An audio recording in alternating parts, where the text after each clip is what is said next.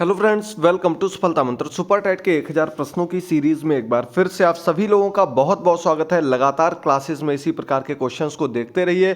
आपको अलग अलग सब्जेक्ट के 1000 प्रश्नों की लगातार सीरीज प्रोवाइड कर रहे हैं। एक एक क्लास को देखिए, एक एक क्वेश्चन को समझते रहिए और एक एक क्वेश्चन का आंसर अपने पास नोट करते रहिए, तैयार करते रहिए। सभी ऑब्जेक्टिव क्वेश्चन आपको लगातार इन क्लासेस में पूरी व्याख्या के साथ समझाते हुए, बताते हुए चलते हैं। उम्मीद करते हैं आपने अभी तक की सभी क्लासेस को देख लिया होगा। ये हमारी क्लास का पार्ट नंबर 9 है, यानी कि इसके पहले 8 क्लासेस आपको इस प्रकार की और दे चुके हैं, जिसमें 1000 प्रश्नों की सीरीज को कवर किया गया है। तो इन क्वेश्चंस को जरूर देखिएगा, चैनल को सब्सक्राइब कर लीजिए, बेल आइकन को प्रेस कर दीजिए ताकि आपको आने वाली सभी क्लासेस का नोटिफिकेशन समय पर मिलता रहे। टेलीग्राम पर भी आपको डेली लाइव क्विज कराए जा रहे हैं, आप लोग उसको भी अटेंड कर सकते हैं। लिंक डिस्क्रिप्शन बॉक्स में दिया गया। टेलीग्राम पर आप लोग हमारे चैनल पर, ग्रुप पर जुड़िएगा, वहां पर आपको सटीक जानकारी, सटीक न्यूज़ और इंपॉर्टेंट क्विज कंडक्ट कराए जाते हैं। पहला क्वेश्चन आपके सामने आ चुका है। बहुत ही अच्छे हिंदी के क्वेश्चंस देखने को मिलेंगे। दिया गया, इनमें से किस शब्द में इन प्रत्यय नहीं लगा हुआ? इन प्रत्यय इनमें से किसमें नहीं लगा हुआ? इन प्रत्यय, प्रत्यय वे शब्द होते हैं जो किसी शब्द के अंत में जोड़े जाते हैं। तो आप लोग देख सकते हैं दोस्तों, कौन सा सबसे अलग हो जाएगा। पहला क्वेश्चन है नमकीन, रंगीन, शौकीन, इन सभी में आपका इन प्रत्यय लगा हुआ, लेकिन गमगीन में आपका इन प्रत्यय नहीं लगा हुआ है। तो हम लोग सी नंबर ऑप्शन को अलग कर देंगे। इन बातों को हमेशा याद रखिएगा कि प्रत्यय या उपसर्ग हमेशा ऐसे शब्दों में, सार्थक शब्दों में लगाए जाते हैं जिनका पहले से कोई अर्थ बन रहा हो। ऐसे शब्दों में नहीं लगते हैं जो कि कोई बिना अर्थ के शब्द हों, ऐसे ही बना दिए गए हों और उनमें हम प्रत्यय उपसर्ग जोड़ करके शब्द बना दें, बल्कि वो पहले से ही सार्थक शब्द होते हैं। अगला सेकंड नंबर क्वेश्चन आपके सामने दिया गया है कि किस शब्द में ला प्रत्यय नहीं लगा हुआ? देख लीजिएगा, मंजुल में ला लगा हुआ है, मानसल में लगा हुआ और श्यामल में लगा हुआ है। अतल शब्द जो आपका दिया गया, इसमें आपका ला प्रत्यय नहीं लगा हुआ। अंत में ला दिख रहा है, लेकिन ला यहां पर प्रत्यय के रूप में प्रयुक्त नहीं हुआ है। क्यों नहीं हुआ है? क्योंकि अत जो शब्द बन रहा है वो कोई शब्द नहीं होता, इसलिए आपका अतल में ला प्रत्यय नहीं लगा हुआ। बाकी तीनों में अगर हम ला हटा भी देते हैं तो कोई ना कोई आपको ऐसा शब्द मिल रहा होगा जिसको आप लोग सुन चुके होंगे, जिसको आप समझते होंगे और जो कि पहले से ही किसी ना किसी सार्थक रूप में प्रयोग किया जाता है। तो यानी कि बी नंबर ऑप्शन यहां पर आपका बिल्कुल करेक्ट हो जाएगा। चलिए आगे बढ़ते हैं। थर्ड नंबर क्वेश्चन पर दिया गया है कि किस शब्द में गार प्रत्यय का प्रयोग नहीं हुआ है? प्रत्यय पर संबंधित क्वेश्चन है। इस तरीके के क्वेश्चन पूछ दिए जाते हैं जिसमें कि होते बहुत सरल है, लेकिन थोड़ा सा कंफ्यूजन आपका पूरा क्वेश्चन गलत कर देता है। तो गार प्रत्यय इनमें से किसमें नहीं लगा हुआ है? स्नानागार में आपका गार प्रत्यय नहीं लगा हुआ है। स्नानागार में, यादगार में, मददगार में और रोजगार में आपका गार प्रत्यय लगा हुआ है। ए नंबर ऑप्शन आपका यहां पर अलग हो जाएगा। चलिए बढ़ते हैं अगले क्वेश्चन पर। अगला फोर्थ नंबर क्वेश्चन आपके सामने है और यहां पर दिया गया कि निम्नलिखित में से तत्सम शब्द नहीं है। इनमें से कौन सा तत्सम शब्द नहीं है, यह आप लोगों को बताना है। बार बार आपको बहुत बार बता चुके हैं तत्सम शब्द कौन से होते हैं।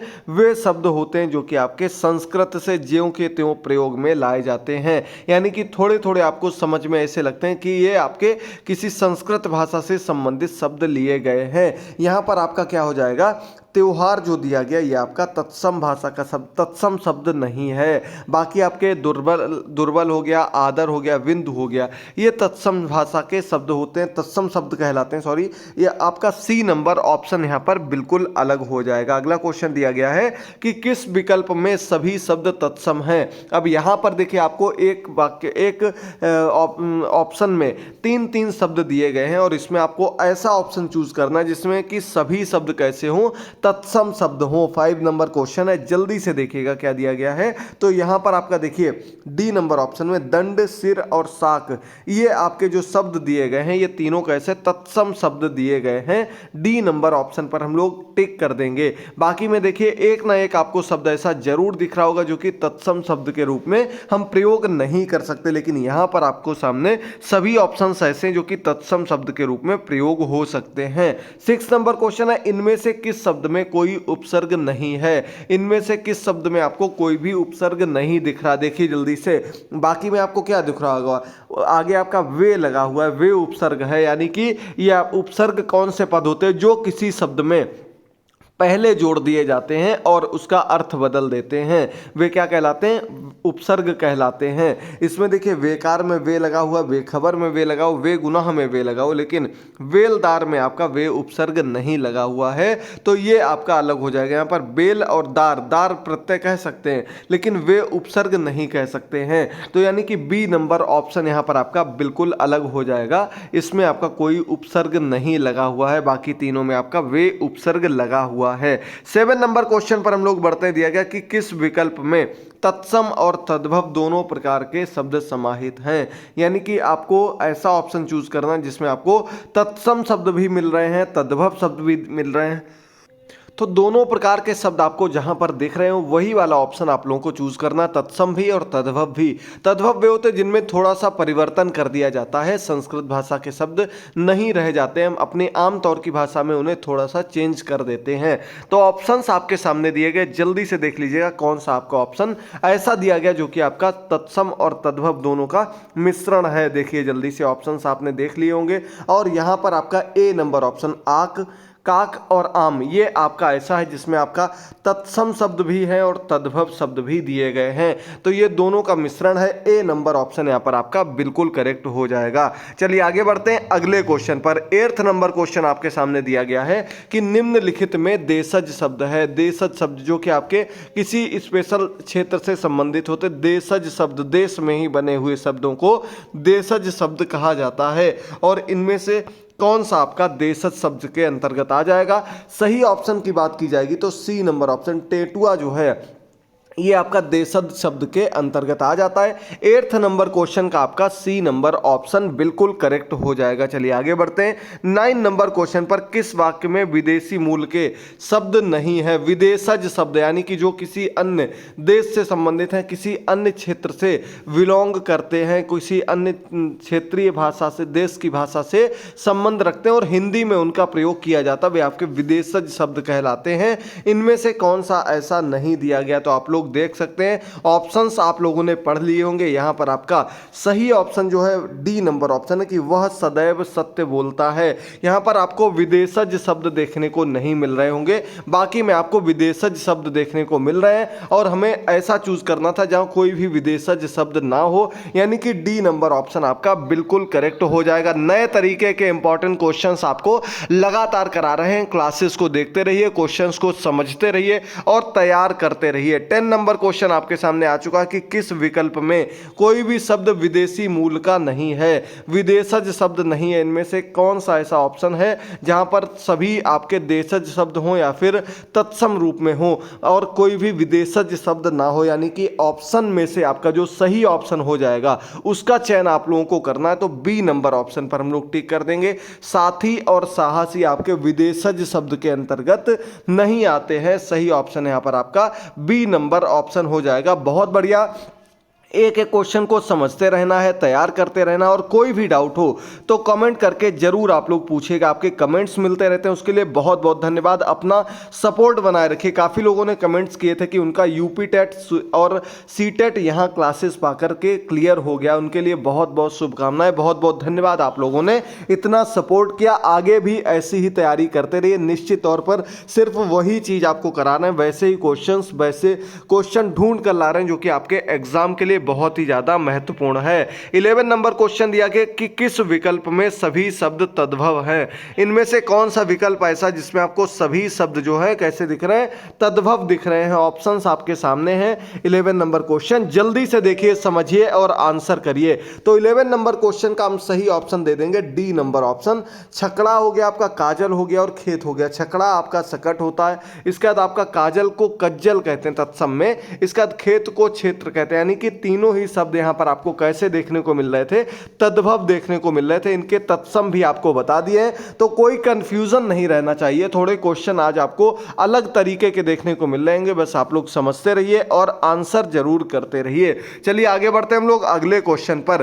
12 नंबर क्वेश्चन आपके सामने कि किसमें विशेषण से बनी भाववाचक संज्ञा नहीं है? यानी कि ऐसी संज्ञा, भाव क्या होता है? जो किसी भाव को व्यक्त कर रही हो, किसी भावना को व्यक्त कर रही हो, लेकिन कहां से बनी बनी हो, किसी विशेषण से बनी हो, ऐसी भाववाचक संज्ञा नहीं है। 3 ऐसी दी गई हैं लेकिन एक ऐसी नहीं है, वो आप लोगों को अलग कर देना है। आपके सामने ऑप्शंस में से 12 नंबर क्वेश्चन का डी ऑप्शन अलग हो जाएगा। ममता जो दिया गया ये आपकी भाववाचक संज्ञा तो है लेकिन आपके किसी विशेषण से नहीं बनी है, तो इसलिए आपका डी नंबर ऑप्शन यहां पर अलग हो जाएगा। बाकी तीनों जो आपके दिए गए वो आपके विशेषण शब्दों से बनी है, तो यहां पर डी नंबर ऑप्शन बिल्कुल टिक कर देंगे, बिल्कुल सही हो जाएगा। चलिए आगे बढ़ते हैं।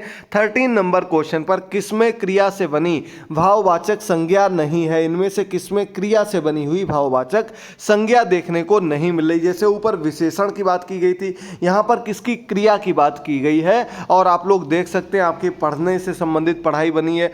दौड़ से आपकी दौड़ जो होता है एक संज्ञा के रूप में प्रयोग कर देते हैं, एक आपका क्रिया भी होती है। उतरने से संबंधित इससे उतराई बनी हुई, लेकिन खटाई जो शब्द आपको देखने को मिल रहा है ये आपकी भाववाचक संज्ञा तो है लेकिन क्रिया से नहीं बनी है, यानी कि हम इसको अलग कर देंगे। आपका डी नंबर ऑप्शन यहां पर अलग हो जाएगा। बहुत बढ़िया, उम्मीद करते हैं आपको क्वेश्चंस क्लियर हो रहे होंगे, क्लास पसंद आई होगी। तो जल्दी से सभी लोग आंसर्स करते रहिए, लगातार डेली हमारी इस 12 बजे की क्लास से जुड़ते रहिए, चैनल को सब्सक्राइब करते रहिए और साथ ही साथ अपना इसी प्रकार से सपोर्ट जरूर बनाए रहिएगा सभी लोग। 14 नंबर क्वेश्चन आपके सामने है कि गुणवाचक विशेषण से संबंधित वाक्य कौन सा है। गुणवाचक विशेषण से संबंधित वाक्य आपको बताना है जहां पर गुणवाचक विशेषण की बात की गई हो। चलिए देखिए जल्दी से 14 नंबर क्वेश्चन का आपका कौन सा ऑप्शन करेक्ट हो जाएगा। तो आपने ऑप्शंस पढ़ लिए होंगे और जहां किसी गुण की बात की जाती है और उसे विशेषण के रूप में रखा गया हो वो आपका सी नंबर ऑप्शन हो जाएगा। क्या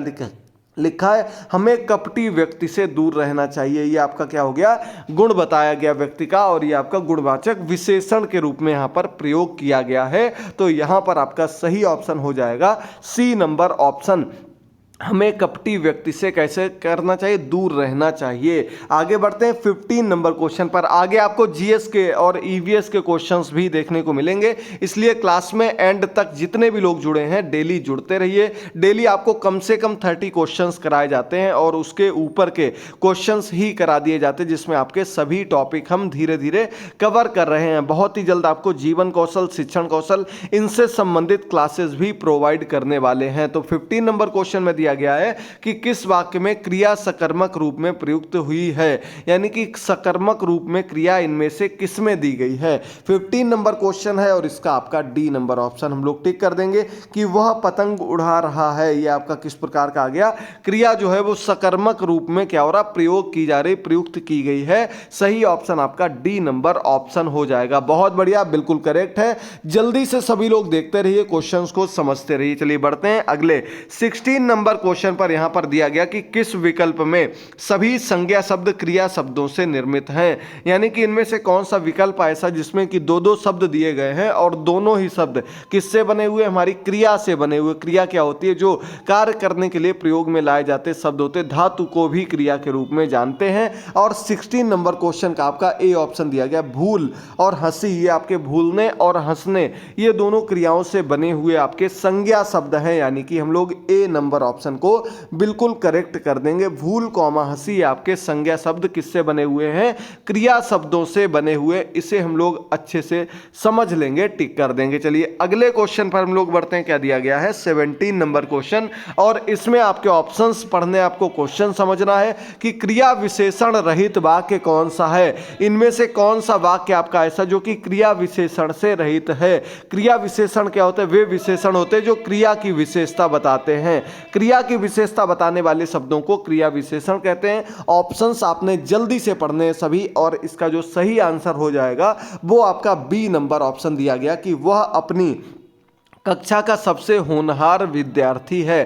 तो यहाँ पर आपको क्या देखने को मिल रहा है, यहाँ पर कोई इस प्रकार की बात नहीं की गई है, ना ही यहाँ पर कोई आपको क्रिया देखने को मिले। सहायक क्रिया लगी है, लेकिन क्रिया नहीं है तो क्रिया विशेषण भी नहीं होगी, यानी कि आपका वाक्य कैसा दिया गया, जो क्रिया विशेषण रहित वाक्य आपका दिया गया है। और बी नंबर ऑप्शन हम लोग यहाँ पर टिक कर देंगे। चलिए आगे बढ़ते हैं। 18 नंबर क्वेश्चन पर दिया गया कि किस वाक्य में संबंध सूचक अव्यय का प्रयोग हुआ है। संबंध सूचक अव्यय अव्यय। अव्यय वे पद होते हैं जिन पर लिंग और वचन का कोई प्रभाव नहीं पड़ता और संबंध किससे संबंधित बात की गई यानी कि किसी संबंध को दर्शाते हो वो आपको अव्यय बताना है। सही ऑप्शन आपका क्या हो जाएगा, जल्दी से देखिएगा। इसका आपका सही ऑप्शन जो यहाँ पर हो जाएगा ए नंबर ऑप्शन दिया गया, अपराधी ने पुलिस के सामने झूठ बोला। ये बिल्कुल करेक्ट हो जाएगा ए नंबर ऑप्शन, जो कि आपका बिल्कुल सही कर दिया जाएगा। बहुत बढ़िया, बिल्कुल करेक्ट है। जल्दी से समझते रहिए क्वेश्चंस को और एक एक क्वेश्चन का आंसर करते रहिए। इसमें आपका क्या है,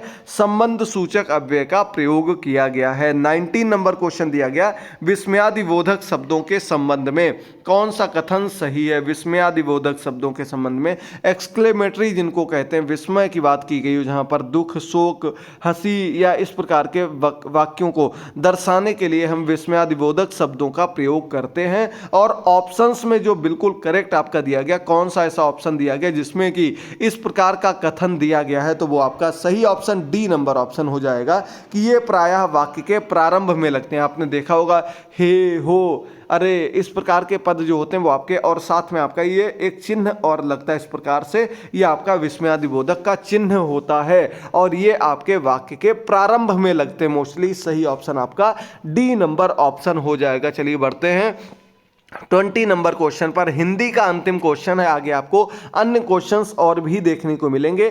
साथ ही साथ एंड में जरूर बताइएगा क्लास कैसी लगी आपको, क्वेश्चंस कैसे लगे। लाइव चैट के माध्यम से आप लोग डिस्कशन कर सकते हैं, क्वेश्चंस के आंसर कर सकते हैं। किस वाक्य में निपात का प्रयोग नहीं हुआ, इनमें से किस वाक्य में आपको निपात का प्रयोग, निपात क्या होता है, ये भी एक प्रकार के अव्यय पद ही होते हैं जो अलग रूप में रखे जाते हैं। तो इसका आपका सही ऑप्शन यहाँ पर हो जाएगा सी नंबर ऑप्शन, मुझे एक गिलास दूध चाहिए है। यहां पर कोई भी निपात प्रयोग में नहीं आया। इसमें देखिए ही, भी, ये आपके मुख्य रूप से आपके क्या कहलाते हैं, निपात शब्द कहलाते हैं। लेकिन सी नंबर ऑप्शन है कि मुझे एक गिलास दूध चाहिए, यहां पर कोई भी निपात प्रयोग में नहीं लाया गया है। 20 नंबर क्वेश्चन आपका सही हो जाएगा। बढ़ते हैं 21 नंबर क्वेश्चन पर। हमारे भोजन में संरचनात्मक खाद्य पदार्थ हैं, यानी कि जो संरक्षात्मक के रूप में आते हैं, वो खाद्य पदार्थ कौन से होते हैं हमारे भोजन में।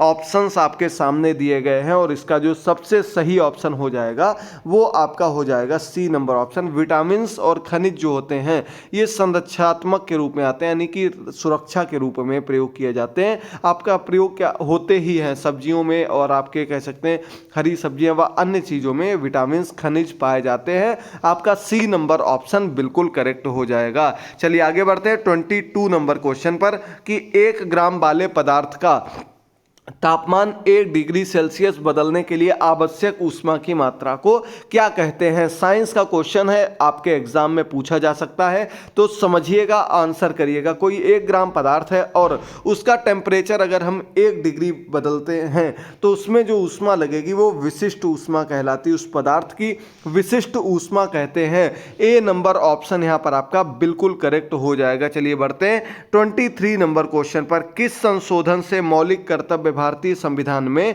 जोड़े गए हैं, इनमें से किस संशोधन के अंतर्गत इनको जोड़ा गया है। चलिए देखिए, जल्दी से समझिए और आंसर करिए। तो दोस्तों मौलिक कर्तव्य हमारे मूल संविधान के अंतर्गत नहीं थे। इसके बाद सबसे पहले 10 मौलिक कर्तव्य जोड़े गए, बाद में एक और जोड़ के टोटल 11 कर दिए गए। तो 10 जो आपके मुख्य रूप से सबसे पहले मौलिक कर्तव्य जोड़े गए थे वो आपके 42वें संविधान संशोधन में 1976 में जोड़े गए थे। कब, 1976 में 42वां संविधान संशोधन हुआ था। इसके अंतर्गत आपके मौलिक कर्तव्यों को संविधान में जोड़ा गया था। एक जो आपका ये बचा, ये आपका 86वें संशोधन में जोड़ा गया था। कब, 2002 में इसको आपके संविधान में जोड़ दिया गया। टोटल मिला के आपके 11 मौलिक कर्तव्य हो गए हैं, याद कर लीजिएगा, जो कि संविधान संशोधन के माध्यम से ही जोड़े गए हैं। 24 नंबर क्वेश्चन है, अशोक मेहता समिति संबंधित है, किससे संबंधित है ये आपको बताना है। ऑप्शंस देखिए, बहुत अच्छा क्वेश्चन है, 100% यहां से आपको क्वेश्चन देखने को मिलेगा। हर बार आपको बताते हैं, इसलिए इस टॉपिक से संबंधित कोई भी क्वेश्चन आपको मिस नहीं करना है। पंचायती राज टॉपिक की हम लोग बात कर रहे हैं और अशोक मेहता समिति आपकी पंचायती राज के अंतर्गत जो विसंगतियां हो गई थी, जो गलतियां थी, उनको दूर करने के लिए इस समिति का गठन किया गया था। बलवंत राय मेहता समिति के द्वारा आपके जो पंचायती राज है उसको लागू किया गया था और इसको लागू करने के बाद जो इसमें कमियां रह गई थी उनको अशोक मेहता समिति के माध्यम से दूर करने के लिए इस समिति का गठन किया गया था। तो यहाँ पर आपका सी नंबर ऑप्शन बिल्कुल करेक्ट हो जाएगा। बलवंत राय मेहता समिति भी आपकी संविधान के अंतर्गत आपके पंचायती राज व्यवस्था से संबंधित है, याद कर लीजिएगा। बलवंत राय को पंचायती राज के जनक के रूप में भी जाना जाता है। 25 नंबर क्वेश्चन है, वर्ष 2016-17 में भारतीय आयात में सर्वाधिक योगदान देने वाली मद इनमें से कौन सी है? देखिए जल्दी से, 2016-17 की बात की जा रही है, यानी कि ये आपका जीएस से संबंधित क्वेश्चन है। करंट अफेयर के क्वेश्चंस भी आपको बहुत ही जल्द देने वाले हैं, तो उनकी आप चिंता मत करिए। जो भी आपके सब्जेक्ट के अंतर्गत, जो भी आपके मुख्य टॉपिक, जो भी जहां से क्वेश्चन बन सकते हैं, वो सब चीज़ें आपको इसके अंतर्गत कवर कराई जाएंगी। बस आप लोग जुड़े रहिए, तैयारी करते रहिए और अपना सपोर्ट बनाए रखिए। तो पेट्रोलियम और स्नेहक है, ये हमारे यहाँ बिल्कुल भी नहीं होता है, ना के बराबर होता है, यानी कि हम पूरा विदेशों से एक्सपोर्ट करते हैं, पूरा विदेशों से लेकर के आते हैं, आयात करते हैं। तो ये आपका सही ऑप्शन ए नंबर ऑप्शन हो जाएगा। चलिए आगे बढ़ते हैं अगले क्वेश्चन पर। एक्सपोर्ट ने इंपोर्ट करते हैं, अगला क्वेश्चन दिया गया। एक्सपोर्ट होता निर्यात करना, इंपोर्ट आपका आयात कहलाता है। 26 नंबर क्वेश्चन दिया गया, भारत में स्थापित नीति आयोग ने स्थान लिया था। भारत में जो नीति आयोग का गठन किया गया, इसने किसकी जगह पर स्थान लिया था? कौन सा आयोग था जिसके स्थान पर नीति आयोग का गठन किया गया था? तो आपको बता दें दोस्तों, ये आपके 2015 में क्या किया गया था? 2015 में योजना आयोग को समाप्त कर दिया गया था, इसके स्थान पर नीति आयोग का गठन कर दिया गया था। जो भी आपके योजना आयोग के कार्य थे वो सभी नीति आयोग को सौंप दिए गए थे और इसका नाम नीति आयोग कर दिया गया था 2015 में। 2014 में बीजेपी सरकार बनी थी, जनवरी 2015 में ये संशोधन करके योजना आयोग को समाप्त कर दिया गया था और नीति आयोग के माध्यम से इस प्रकार की गतिविधियों को आगे बढ़ाया गया था। याद कर लीजिए, आपको सन याद रहना चाहिए। आगे बढ़ते हैं 27 नंबर क्वेश्चन पर।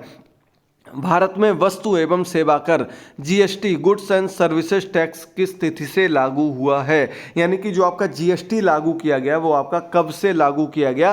पूरे देश में, जो हमारे देश में जीएसटी लागू किया गया था वो 1 जुलाई 2017 से लागू कर दिया गया, वस्तु एवं सेवा कर के रूप में इसको जानते हैं। ए नंबर ऑप्शन यहाँ पर आपका बिल्कुल करेक्ट हो जाएगा। बहुत बढ़िया, बिल्कुल सही आंसर आप लोग चेक करते रहिए, समझते रहिए और इसी प्रकार के क्वेश्चंस को जरूर तैयार करते रहिएगा। चलिए बढ़ते हैं अगले क्वेश्चन पर। 28 नंबर क्वेश्चन, टिहरी बांध किस नदी पर स्थित है? टिहरी बांध आपको पता होगा कहां पर है, उत्तराखंड में है। हमारा सबसे ऊंचा बांध जो है वो टिहरी बांध ही है, आपका उत्तराखंड में सबसे ऊंचाई पर बना हुआ और एशिया का दूसरा सबसे ऊंचा बांध इसको ही कहा जाता है। ये आपका भागीरथी नदी पर बना हुआ बांध है। बी नंबर ऑप्शन आपका बिल्कुल करेक्ट हो जाएगा। टिहरी नामक स्थान पर स्थित है, इसलिए इसका नाम टिहरी बांध रख दिया गया। बी नंबर ऑप्शन आपका बिल्कुल करेक्ट हो जाएगा। जरूर तैयार करते रहिए, अच्छे से समझते रहिए और एक एक क्वेश्चन का आंसर करते रहिए। चलिए बढ़ते हैं अंतिम क्वेश्चंस की ओर हम लोग बढ़ रहे हैं, लेकिन वही क्वेश्चन आपको समझने हैं, यही क्वेश्चन आपको जरूर याद करते चलना है। जिम कॉर्बेट राष्ट्रीय उद्यान किस राज्य में स्थित है? बहुत बार क्वेश्चन आपको बता चुके हैं, करा चुके हैं। सभी लोग सही आंसर करिएगा, जितने भी लोग देख रहे हैं इस क्वेश्चन का आपको बिल्कुल सही आंसर करना। जिम कॉर्बेट नेशनल पार्क आपका उत्तराखंड में स्थित है। भारत का पहला नेशनल पार्क जो है, राष्ट्रीय उद्यान जो है वो यही है। इसका हैली नेशनल पार्क पहले नाम था, बाद में जिम कॉर्बेट नेशनल पार्क इसका नाम रखा गया। सी नंबर ऑप्शन यहां पर आपका बिल्कुल करेक्ट हो जाएगा। चलिए बढ़ते हैं 30 नंबर क्वेश्चन पर। दिया गया किम्बरले दक्षिण अफ्रीका में है, किसके लिए प्रसिद्ध है? किम्बरले जगह है और ये किस लिए प्रसिद्ध है? तो आपको बता दें दोस्तों, हीरे की खदानों के लिए। हीरे की खदानों की यहाँ पर सबसे पहले खोज की गई थी और हीरे की खदानों के लिए किम्बरले नामक जगह जो है ये आपकी प्रसिद्ध है। सही आंसर आपका डी नंबर ऑप्शन हो जाएगा। चलिए बढ़ते हैं आज के अंतिम क्वेश्चन की ओर। लास्ट क्वेश्चन आपके सामने आ चुका है। यूनेस्को का मुख्यालय कहाँ पर स्थित है? यूनेस्को का मुख्यालय आपने सुना होगा नाम यूनेस्को का। ये आपकी यूएन के अंतर्गत आने वाली संस्था, जो कि शिक्षा, सामाजिक सुधार व जो हमारे प्रागैतिहासिक चीज़ें, उन सभी चीज़ों पर मुख्य रूप से अध्ययन करती है। उन सभी चीज़ों के रखरखाव, शिक्षा को बढ़ावा देना, बच्चों को पढ़ाना, इन सब चीज़ों से संबंधित कार्य करती है। इसका मुख्यालय कहाँ पर स्थित है? तो आपको बता दें दोस्तों, पेरिस, जो कि फ्रांस में है, वहाँ पर इसका मुख्यालय स्थित है। 31 नंबर क्वेश्चन का आपका सही ऑप्शन सही हो जाएगा आपका। बहुत बढ़िया, समझते रहिए क्वेश्चंस को और तैयार करते रहिए। इसका आपका सही आंसर क्या हो जाएगा दोस्तों? पेरिस में स्थित है। ए नंबर ऑप्शन हम लोग टिक कर देंगे। इसी प्रकार से लगातार क्लासेस में जुड़े रहिए। उम्मीद करते हैं आज के 31 क्वेश्चन आपको समझ में आए होंगे, क्लास पसंद आई होगी। तो एक बार जल्दी से सभी लोग लाइक कर दीजिएगा और डिस्क्रिप्शन बॉक्स में, चैट बॉक्स में आपको हमारी पिछली क्लासेस के लिंक दिख रहे होंगे, उन पर जाकर के सभी क्लासेस को जरूर देख लीजिएगा। सुपर टेट की सटीक क्लासेस यहाँ पर आपको प्रोवाइड कर रहे हैं। साथ ही साथ आप लोग टेलीग्राम, इंस्टाग्राम पर भी हमारे साथ जुड़ सकते हैं। मिलते हैं अगली क्लास में, तब तक के लिए थैंक यू दोस्तों, गुड बाय, टेक केयर।